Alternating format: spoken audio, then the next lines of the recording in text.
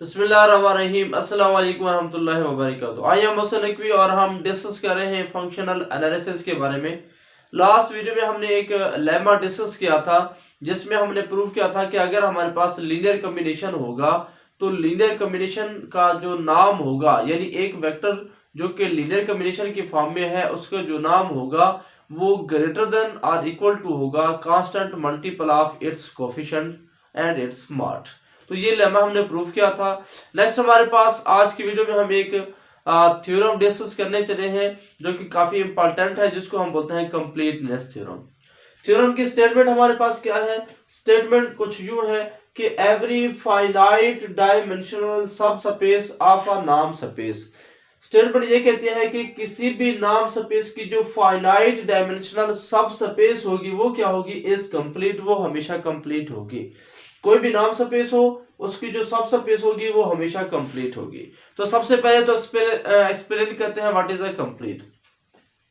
कोई भी हमारे पास जो नाम स्पेस है वो कंप्लीट कहलाती है अगर उसके अंदर जो काशी सीक्वेंस हो वो एक ऐसे एलिमेंट को कन्वर्ज करे जो वापस उसी को बिलोंग करे। अ नाम space is said to be complete नाम space if every Cauchy sequence in X is also convergent to the element of X। यानी अगर आपके पास X एक नाम स्पेस है तो उस नाम को आप कंप्लीट बोलेंगे। शर्त यह है कि उस नाम स्पेस के अंदर जो भी काशी सीक्वेंस बनती है वो वापस उसी नाम स्पेस के किसी न किसी एलिमेंट को कन्वर्ज करे। अगर ये कंडीशन होल्ड कर जाए तो इसको हम बोलते हैं कंप्लीट नाम स्पेस। तो हमने प्रूव ये करना है कि हमारे पास जो सब स्पेस है नाम एक्स की वो एक कंप्लीट है फाइनाइट डायमेंशनल। तो इसको हम प्रूव करते हैं। लड़का लेते हैं हमारे पास एक्स एक नाम स्पेस है, वाई उसकी फाइनाइट डायमेंशनल सब स्पेस है। फाइनाइट डायमेंशन का क्या मतलब? यानी इसके अंदर जो number of linear dependent vectors हैं, दूसरे अल्फाज में जो इसके बेसिस हैं उनमें एलिमेंट्स की तादाद फाइनाइट है। बेसिस क्या होते हैं? जो किसी वेक्टर स्पेस को जनरेट करते हैं उनके अंदर जो एलिमेंट्स की ऐसे elements set of all linearly independent vectors that spans a vector space, इसको हम बेसिस का नाम देते हैं। बेसिस क्या है? एक ऐसा सेट जिसमें लीनियरली इंडिपेंडेंट वेक्टर्स होते हैं जो किसी भी वेक्टर को स्पैन करते हैं उसके बेसिस कहलाते हैं। तो हमारे पास कैपिटल एक्स नाम स्पेस है, कैपिटल वाई उसकी सब स्पेस है, ऐसी सब स्पेस जो कि फाइनाइट डायमेंशनल है। फाइनाइट डायमेंशनल का मतलब क्या है? मतलब ये है कि इसके जो बेसिस में number of linearly independent elements हैं वो फाइनाइट हैं। साथ ही दैट इसकी डायमेंशन हम ले लेते हैं n। क्या मतलब? मतलब ये है कि इसको जनरेट करने वाले जो एलिमेंट्स हैं लीनियरली इंडिपेंडेंट उनकी तादाद n है। Okay, we have to prove that y is complete. हमें प्रूव करना है कि y हमारा क्या है? कंप्लीट है। तो कैसे प्रूव करेंगे? हम y जो कैपिटल Y जिसको हमने प्रूव करना है कंप्लीट, इसमें से काशी सीक्वेंस लेंगे और साबित करेंगे कि वो काशी सीक्वेंस नंबर 1 तो कन्वर्जेंट है, नंबर 2 वो जो काशी सीक्वेंस जिस नंबर को कन्वर्ज करेगा वो वापस इस y को बिलोंग करता है। ये बात हम यहाँ पे इस थ्योरम के अंदर प्रूव करेंगे। लड़का लेते हैं E1 E2 En जो है ये इसके बेसिस हैं। बेसिस का मतलब क्या है? Set of all linearly independent vectors that spans y। तो ये बेसिस में दो बातें होती हैं। नंबर 1 ये इंडिपेंडेंट होंगे, नंबर 2 इसके y को स्पैन करेंगे। स्पैन का मतलब ये है कि y के जितने भी एलिमेंट्स हैं उनको आप इनके लीनियर कॉम्बिनेशन की फॉर्म में लिख सकते हैं। इसका मतलब होता है स्पैन। अब हम प्रूव करते हैं कि y हमारे पास कंप्लीट है। तो कंप्लीट कब बनेगा? शर्त क्या है? शर्त यह है कि y में से हम एक काशी सीक्वेंस लेंगे, उसको साबित करेंगे कि वो कन्वर्जेंट है और किसको कन्वर्ज करती है? y के ही किसी न किसी एलिमेंट को कन्वर्ज करते हैं। तो ये बात हम यहाँ पे प्रूव करने की कोशिश करेंगे। Let y m belongs to y be a Cauchy sequence. तो हमने एक काशी सीक्वेंस ले लिया, किसका? कैपिटल Y का। अब साबित करेंगे कि ये काशी सीक्वेंस इस y के किसी न किसी एलिमेंट को कन्वर्ज करता है। देखिए y m किसको बिलोंग कर रहा है? कैपिटल Y को। अब कैपिटल Y की जो डायमेंशन है वो n है। कैपिटल वाई के जो बेसिस हैं वो E1, E2, En है।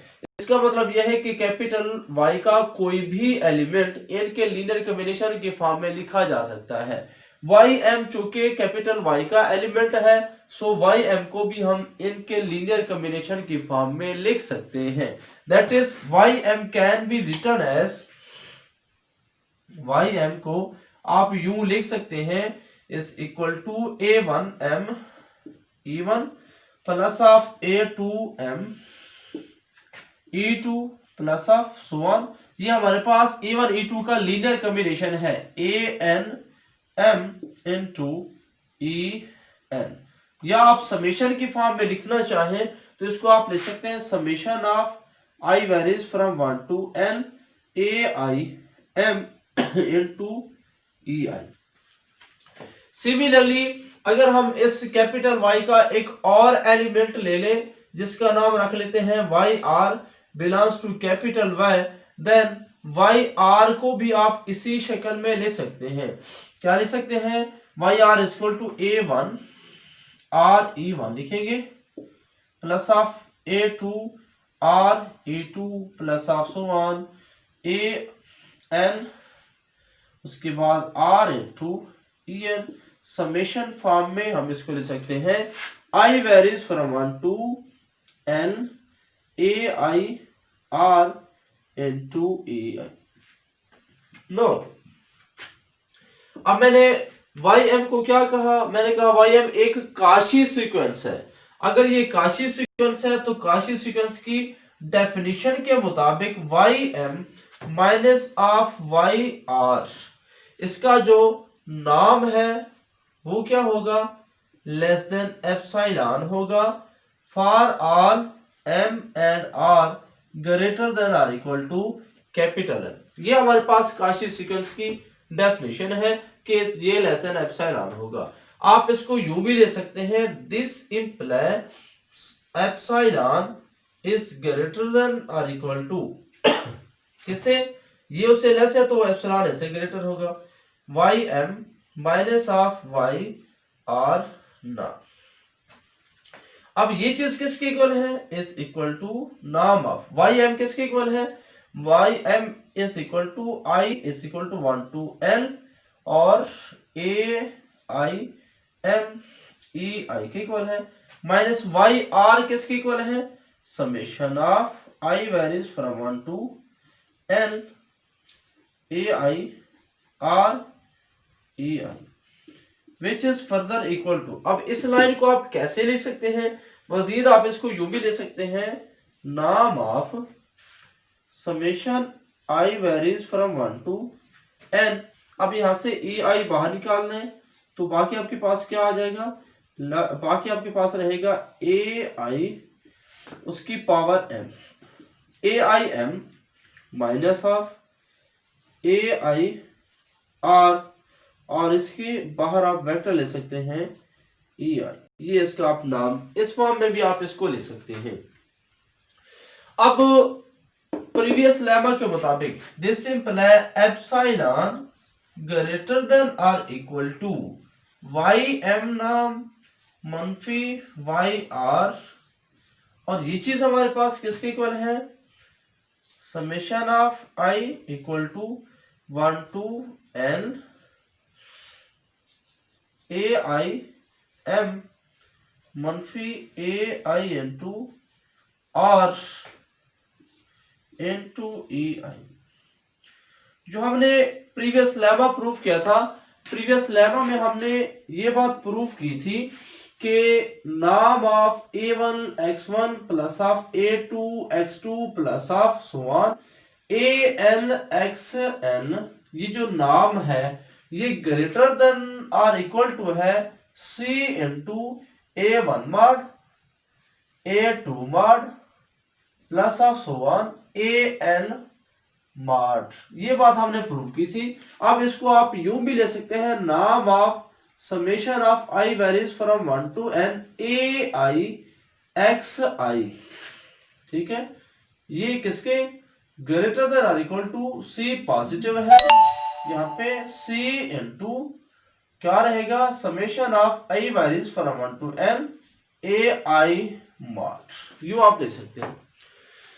अब इसको इसके साथ कंपेयर करें, यहां पे हमारे पास स्केलर था ए आई, इसमें स्केलर है A I minus A I power M और ये आर, उधर वेक्टर था एक्स आई, इधर वेक्टर क्या है ए आई। तो आप इसको उसके साथ कंपेयर करें तो ये greater than equal to C, तो ये भी आएगा ग्रेटर देन और इक्वल टू सी। आगे क्या है, summation of I varies from 1 to n।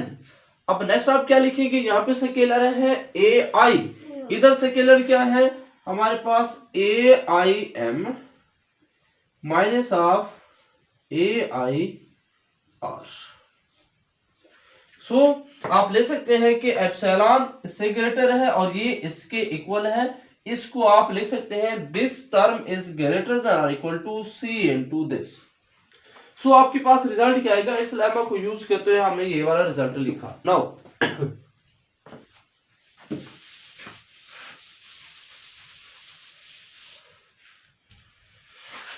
अब हमारे पास रिजल्ट क्या आएगा, रिजल्ट ये आएगा एप्सिलॉन, देखिए एप्सिलॉन इस टर्म से अब ग्रेटर हो जाएगा, एप्सिलॉन इज ग्रेटर देन और इक्वल टू, प्रीवियस रिजल्ट के मुताबिक एप्सिलॉन हमारा इससे ग्रेटर हो जाएगा। प्रीवियस जो हमने लेमा प्रूफ किया था उसके मुताबिक मैंने रिजल्ट लिखा।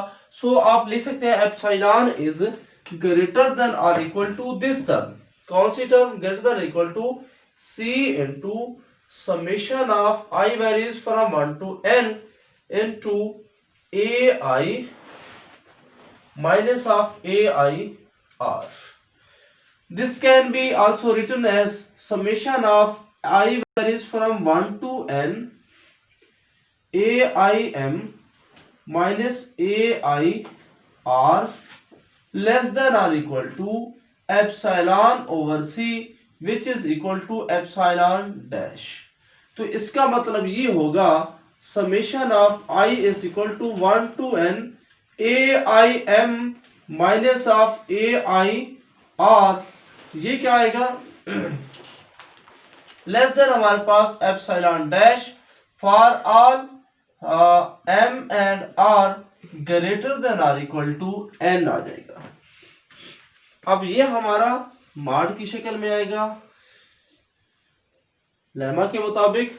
सो यहां पे भी आप मॉड लगाएंगे, इधर भी हमारे पास मॉड आएगा। ये किसकी डेफिनेशन है, दिस सिंपल है A I M is a Cauchy sequence, ये हमारे पास काशी सीक्वेंस की तारीफ है। एंड और दूसरी बात इज कन्वर्जेंट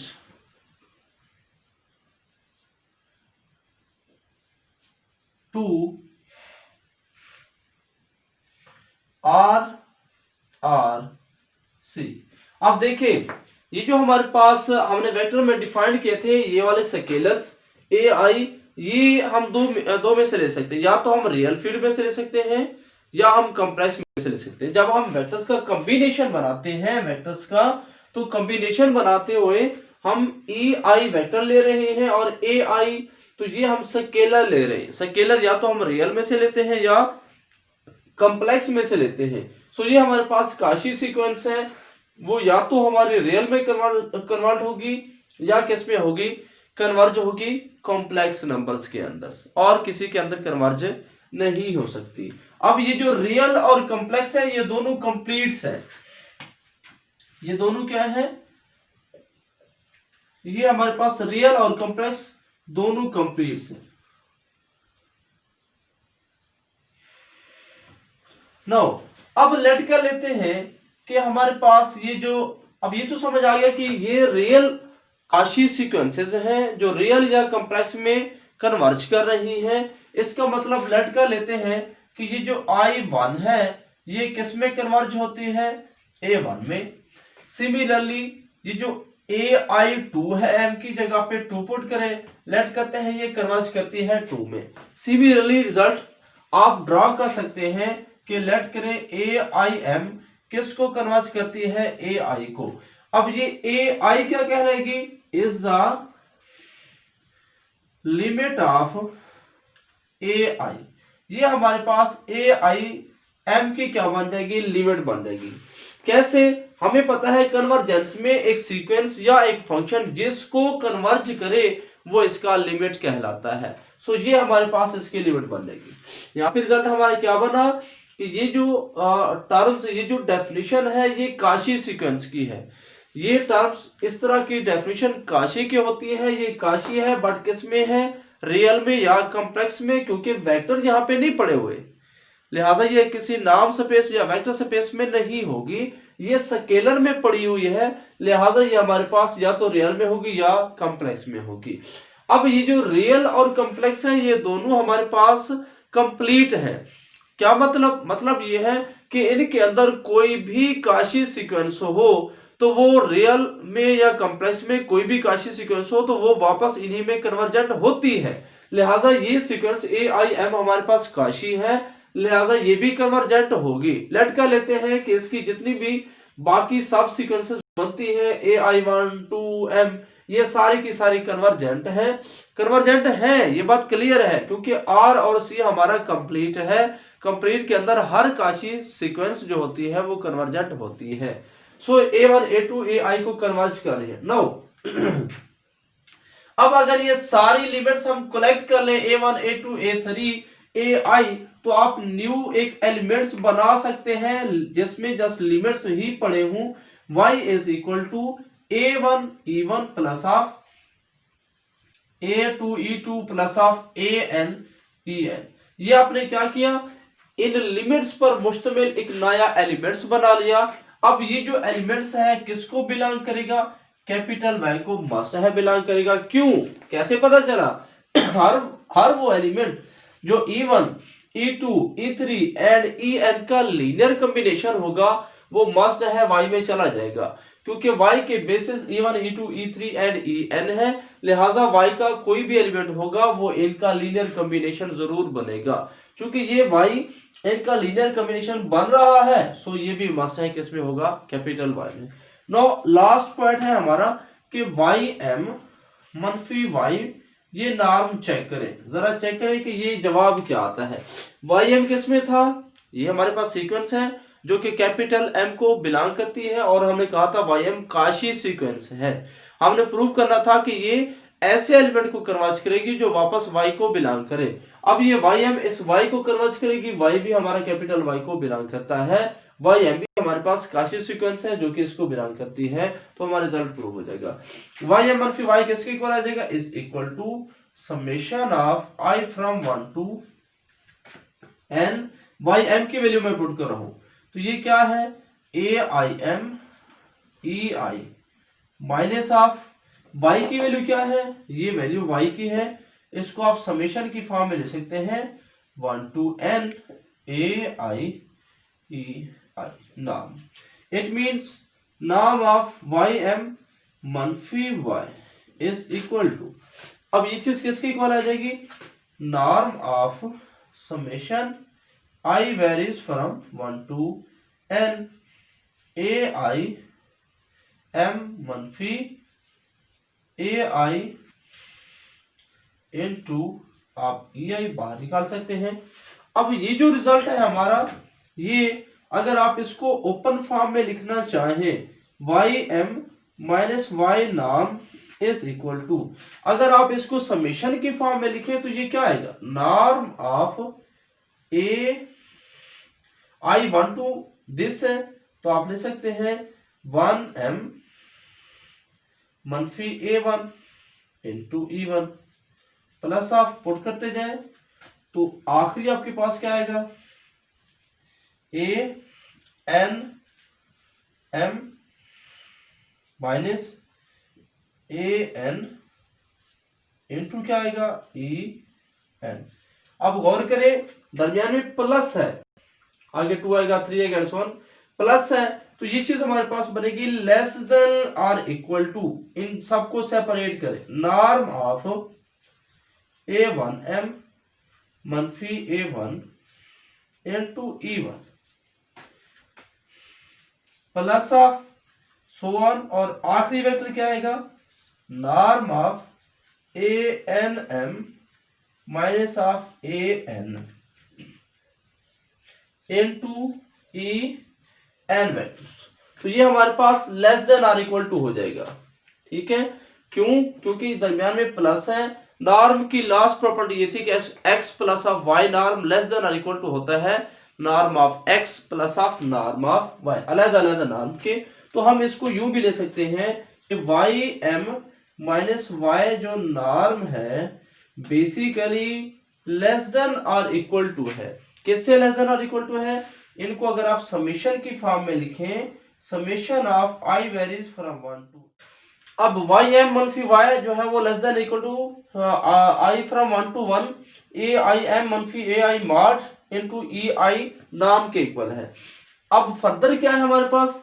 गिवन हमने लास्ट प्रूफ किया था कि ए आई एम कन्वर्जेस टू ए आई। ये जो ए आई एम है वो ए आई को कन्वर्ज करता है। इसका क्या मतलब है? इसका मतलब ये है कि जब m हमारा इनफाइनाइट को इंक्रीज करेगा, यानी जब m हमारा इंक्रीज होगा तो फिर क्या होगा? फिर ए आई एम और ए आई के दरमियान में जो डिस्टेंस है वो इक्वल टू 0 होगा। यानी जब हम लिमिट यहां पे लेंगे, limit m approaches to infinity, जब हम लिमिट इनफाइनाइटी लेंगे तो हमारे पास ए आई और ए आई एम चूंकि ए आई को अप्रोच कर रहा है, लिहाजा m को इंक्रीज करने से इनका डिस्टेंस समाल होता जाएगा। एक स्टेज ऐसी आएगी जब हम इनफिनिटी को अप्रोच करेंगे तो इनका डिस्टेंस 0 हो जाएगा। सो अब ये रिजल्ट क्या बनेगा हमारे पास? ये पार्ट हमारा 0 हो जाएगा। तो रिजल्ट ये आएगा वाई एम मनफी y norms when limit m approaches to infinity. जब m इनफिनिटी को अप्रोच करेगा वाई एम मनफी वाई नॉर्म किसके इक्वल आ जाएगा? Less than or equal to 0 बन जाएगा। Less than or equal to 0। क्यों 0 होगा? क्योंकि आप इस जगह पे 0 पुट करेंगे, ए आई एम मनफी ए आई इसकी जगह पे 0 पुट करेंगे, बाकी ई आई वेक्टर बचेगा, उससे मल्टीप्लाई करेंगे 0 आ जाएगा। अब लेस तो हो नहीं सकता क्योंकि नाम या तो पॉजिटिव होता है या 0 होता है। लेस देन 0 से मुराद नेगेटिव है, नेगेटिव नहीं हो सकता, सो इक्वल टू 0 लेंगे। अब लिमिट ली तो आंसर क्या आ गया? 0। इसका मतलब यह है कि वाई एम और वाई के दरमियान में जो डिस्टेंस है वो हमारे पास इक्वल टू 0 आ गया। इसका मतलब ये होता है it is the definition of convergence, so y m converges to y. इसका मतलब यह है कि वाई एम किसको कन्वर्ज कर रहा है? वाई। अब जरा पॉइंट पे गौर कीजिएगा, वाई एम क्या था? वाई एम हमने क्या लिया था? Y m belongs to y be Cauchy sequence. ये जो हमारे पास वाई एम था बेसिकली ये capital y that is vector नाम स्पेस का हमने एक काशी सीक्वेंस ही लिया था।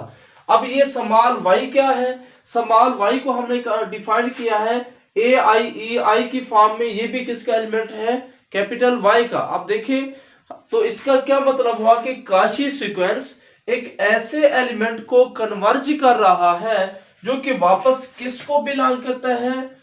वही नाम स्पेस वाई को। इसका मतलब ये है कि हमारे पास ये जो कैपिटल वाई है ये एक कंप्लीट नाम स्पेस है। आप यहां पहले लिख सकते हैं since y m is an arbitrary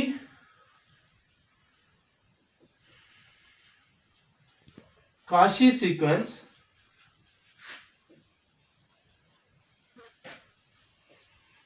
that